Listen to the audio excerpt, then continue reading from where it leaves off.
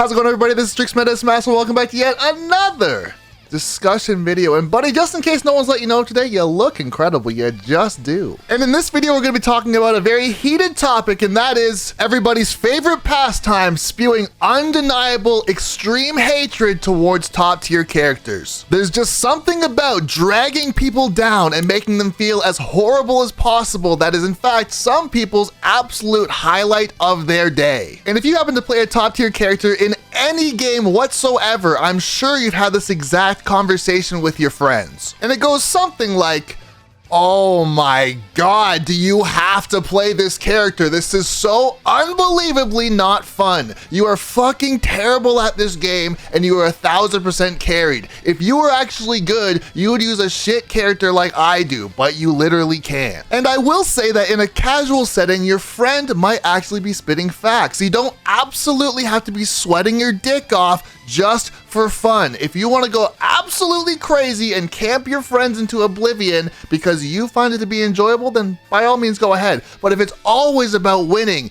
in a friendly setting, then it's just too insane. And ultimately what happens is that your so-called friends become very passive aggressive with you. They start to make slights at you and your intelligence because of the character that you happen to play. And eventually they might try to disclude you from the group and maybe stop being your friend altogether because it's more fun to not play with you. And I'll say that this is pretty shitty of your friends to do this. But what about you? What about you and what you want to do with your fighting game career? If you're someone who actually wants to be competitive, does it not make sense that you should be playing top tier characters? Does it make you an automatic tier whore if you play a character that is objectively very good and gives you a good chance of winning? Because here's the thing, and I want to be very clear that from a competitive standpoint, if your practice partners are complaining about your top tier character that you are playing, then these are not real practice partners. Your practice partners and friends that want to actually get better at games should not be complaining about the competition that you are putting forth for them.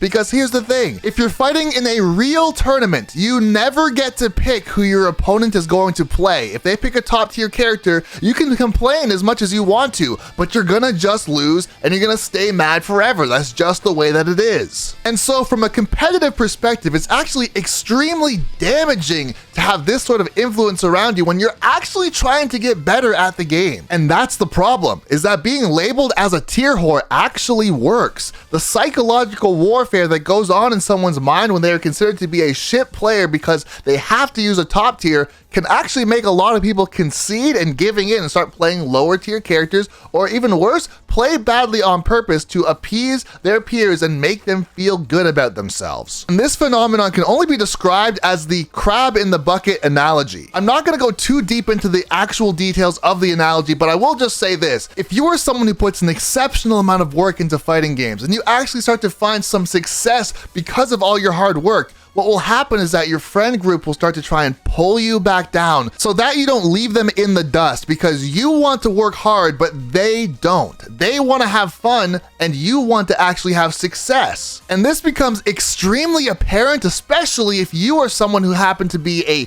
average or mid-level player within your friend group. And so you're left with an ultimatum, and that is, do you play a mid-tier or a low-tier character to keep your friends happy and stay a part of the friend group? Or do you pick up that top tier and start to excel and have a lot of success and then become an outsider to that group and kind of find yourself practicing on your own? And for a lot of players, they don't want to lose their friends. They might have gotten into a certain scene because of these friends, but it seems to be interesting to me that as long as you are worse than the friends that got you into a particular game, or however the dynamic happens to go, they are more than happy to play with you. And it's okay if you lose all the time, but if you start to win all the time, all of a sudden that's a problem. And this is coming from the perspective of competition. If you're trying to be a competitive player, we're not talking about friendlies, we're not talking about having fun, we're talking about competition and actually getting better at the game that you've chosen. And from that perspective, it's actually insanely selfish. And this is not even on a friend group basis only. This actually goes across any entire fighting game community, or any gaming community at all for that matter. And at the lowest level of play, people will criticize you for things such as practicing. You actually practice a video game? Absolutely cringe. You look up frame data? Oh my god, you're such a loser. and you use a top tier, wow, that is actually embarrassing. In the past 5 years that I've been coaching for Smash Ultimate, and in that time it's been 1,200 players that I've coached many players who have been so on the fence of saying, you know what, I really want to pick up Joker or I really want to pick up Pikachu, but I know for a fact that my friend group is going to fucking complain, and you know what, it's just not worth the heartache. So you know what, I'm just going to stay as playing Incineroar, or I'm going to stay as playing Ganon or any of these characters that make my friends happy, but I'm also going to stay going 0-2 and I'm not going to be happy. What should I do? And I say the same thing to these people every single time, and that is this. If you actually care about getting better at a game because you want to be a competitor, you think you could go pro, you want to get a sponsor, you're trying to do content creation and you want to get some clout on your Twitch or Twitter or whatever it might be, then go ahead and do what you have to do. Because here's the thing, only losers care about how you play a game. Top players deal with it. Because in case no one's noticed, most, if not every single top player also happens to play a top tier character. What are the chances of that? They're not worried about having fun and fucking around. They want to win. They want to have fulfillment from competition. The point of competition is to win.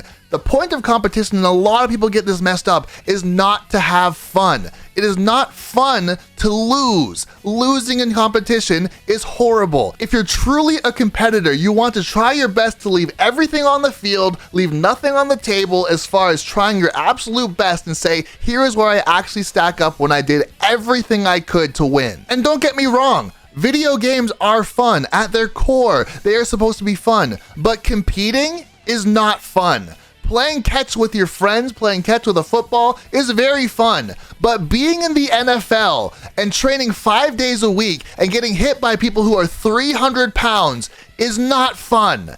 It's fulfilling when you win. It's fulfilling when you can overcome the odds of a professional at the highest level in whatever it is that you happen to do. So when I hear people complain about players being tier whores or trying so hard, I just think to myself, oh, okay, I just know that you're not a serious person. I just know you're not serious. I know not everything has to be serious in life, but if I'm trying to be a competitor, whether it's in Smash Ultimate or Tekken or Street Fighter or any game whatsoever, I'm gonna try. If you don't want to try, that's fine, but guess what? You're gonna lose, and if that's not fun for you, I'm not even trying to have fun. I'm trying to win. So it's too fucking bad. And here's the thing, I'm sure there's gonna be a lot of people that don't like that take, but here's the thing about competition is that if you are a good player and you play a top tier character, you're going to find other good players who play top tier characters as well, who are actually invested in learning and they are more than willing to play against you. So if your shit friends are playing DK and Ganon and they just want to throw out smash attacks the entire game and they don't have any interest in actually getting better, and they get mad at you for playing Pyramithra or Snake or Game & Watch or Steve or Sonic or any of these top tier characters,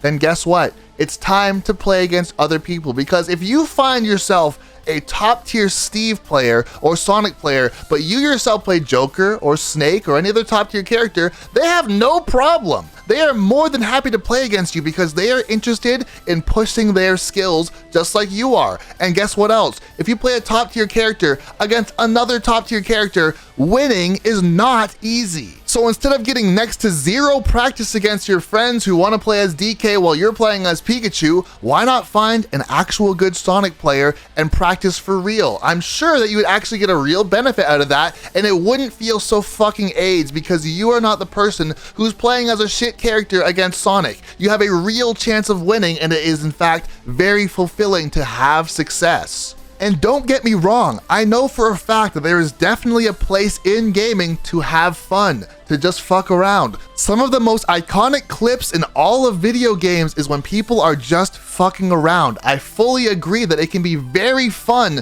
and you don't have to try hard in everything that you do. But if you are someone who is competing and you are constantly getting called a tier whore, then just know that there are other players out there that are happy to fight against you at a high level. And so I want to hear from you guys. Have you ever been called a tier whore before? Have you ever dropped a top tier character because your friend group complained? Have you ever lost a set when you thought to yourself, you know what, I actually had a chance to win, but I wanted to make sure that the person I was playing against was actually gonna have fun, and so because of that, I didn't use my top tier, or because of that, I didn't even actually try because I know that this person is a fucking rager, and I knew instantly that if I actually won, they would have had a fucking temper tantrum like a complete baby. Let me know your thoughts below, because as I said before, as someone who's been coaching for the last 5 years at this point, this is a topic of discussion that comes up all the time, and it is actually mind-blowing to me on how many players give in and don't enjoy the game because they're worried about their friends' baby little emotions and their little feelings. So please let me know down below what you guys' thoughts are, and if you have any crazy stories